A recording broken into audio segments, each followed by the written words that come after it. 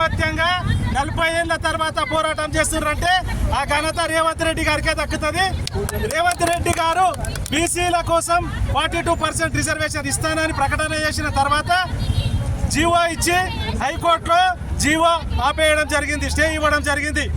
మన బీసీలందరూ కుల సంఘాలుగా విడిపోయి పోరాటం చేస్తారా లేకపోతే బీసీగా పోరాటం చేస్తారా? మన చేతనే ఉంది.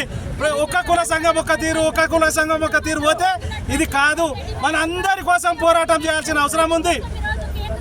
1953లో బీసీల కోసం రిజర్వేషన్ చేయాలని చెప్పి పోరాటం చేస్తే అప్పుడు కాకా కమిషన్ వేయడం జరిగింది.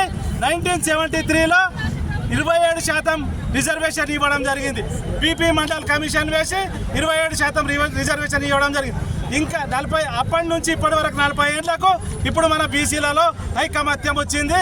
దీన్ని పొడగొట్టకుండా కులాలుగా విడిపోకండి, బీసీగా ఐకమత్యంగా పోరాటం చేయండి. ఈ రిజర్వేషన్ సాధించడం కోసం మనందరం కూడా ఈ రోజు బంద్ ప్రకటన చేసినాం. అన్ని పార్టీలు కూడా మనకు సహకరించినాయి పెద్ద ఎత్తున. టీఆర్ఎస్ ఏమంటున్నా అన్ని పార్టీలు కలిసిన అన్ని మద్దతు బాణం ఎవడు ఇవ్వాలి వానికి చెప్పు. బాణం అన్ని పార్టీలు కూడా మద్దతు ప్రకటించి బంద్లో పాల్గొని మన బంద్ను దిగ్విజయం చేసినాయి.